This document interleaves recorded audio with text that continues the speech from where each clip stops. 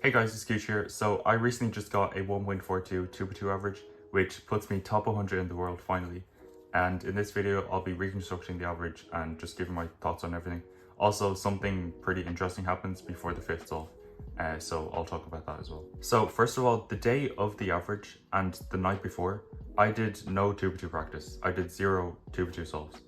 The only time I touched my 2x2 all day was to put it in the submission box, and I did that on purpose. I've been slowly realizing that I do a lot better in comp when I don't practice. It worked for Pyraminx the day before, it works for clock all the time, it worked for 5x5 as well. So I decided to do it for 2x2 and it kind of worked. I was a lot less nervous and my turning was like almost better than ever somehow. Now, don't get me wrong, this is not me saying not to practice. I know a bunch of people who just grind solves on the day and does well officially. This is just what worked for me in this particular comp for whatever reason. Alright, so let's get on to the reconstruction. This is the first scramble. So on this solve, to be honest, I kind of froze during inspection. I started one looking one solution and realized, oh wait, that's all I can one look. Which is probably down to me not doing any solves in the past 24 hours. Usually I can one look about 3 or 4 different solutions here, but I don't know, I just didn't really mentally prepare for this solve. So the only thing I looked at was on yellow. You can just insert this here and then insert this corner like this. And this gives this EG1, which isn't too bad, goes like this, and a U2 AUF. And that's like a very mid solution. But yeah, like I said, that's all I can one look at the time. Actually, looking more at the scramble now, this is just a bad scramble. So I'm not too mad with how I did. Oh wait, there's... yeah, that's still not that much better. Alright, here's the second scramble. So after the first solve, I was like, okay, don't make the same mistake, just one look in one solution. You know you can one look multiple solutions, so just do it. So first thing I saw was on yellow, there was a 4-move EG1 face, which gives a really bad EG1. I then checked on green, I'm pretty sure, and I saw there's another 4-move EG1 face. And this gives a much better EG1 case, so that's what I went for. So I did from the back, I did like a U prime, L2, U prime push like this, L prime.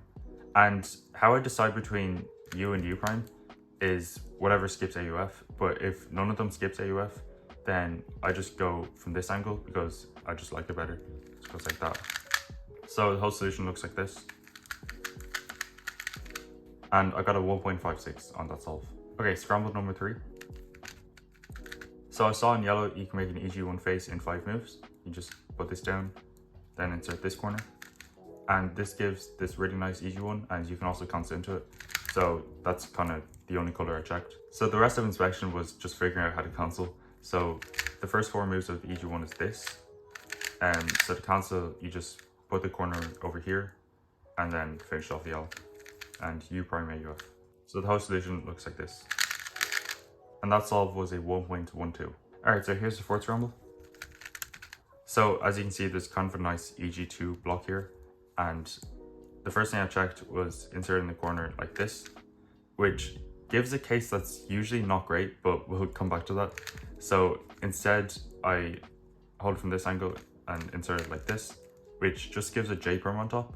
And the alg I use, I hold the bar from the front, but I saw this would give a U2 AUF. So instead, I insert the corner from the back, like this, and this gives no AUF. And the alg I use is like this. I do kind of like a D2 here. So a little bit faster, it goes like this. With that solution, I was kind of expecting like a 1.7, and then I'll have like a small chance at NR, but I got 1.58, which I was really happy about. However, this is the solution that I missed, and this kind of hurts, to be honest. Like, I really should have seen this. So the first solution I was talking about is inserting like this, and it gives you this bad EG2. But you do it from this angle, and the first 2 moves are like, or the first 3 moves are like that.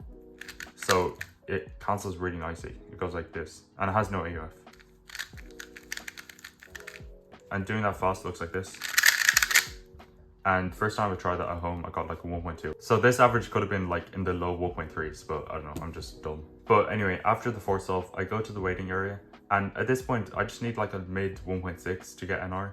But I still wasn't too nervous. I was like, yeah, I could get NR, but I'll still be happy with like a 1.6, 1.7 average. So I wasn't too nervous until I'm walking to my station and I hear Killian behind me screaming that he got 0.82 plus 2.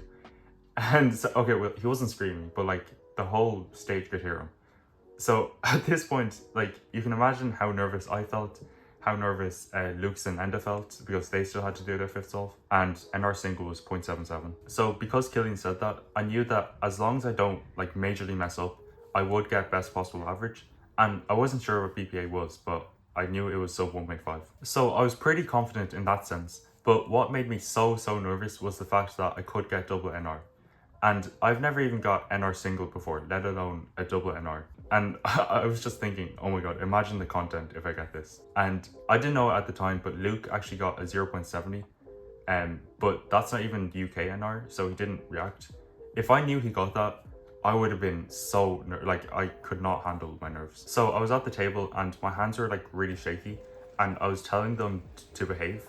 And my judge was like laughing at that.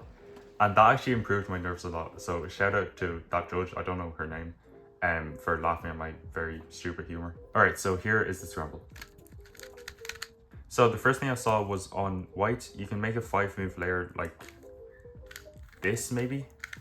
And that gives last layer skip with a U2 AUF. And I didn't really like that. I thought the finger tricks was like kind of awkward. And I thought there was a good chance I would either +2 or lock up out of BPA. So instead I did red. I saw you can do 2 moves to the CLL.